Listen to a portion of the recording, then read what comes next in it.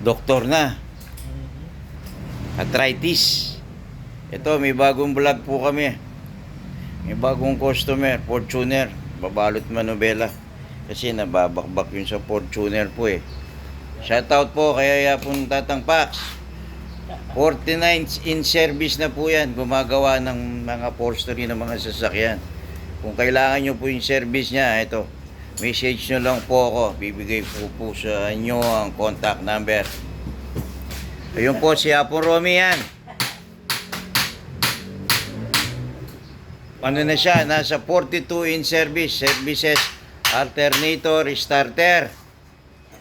Pwede po kayo magpa-rewind ng mga motor kung kailangan nyo po pag wala po kayong makikitang spare parts.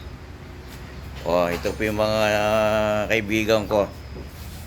Mga veterano. Mura na, nautang pa po.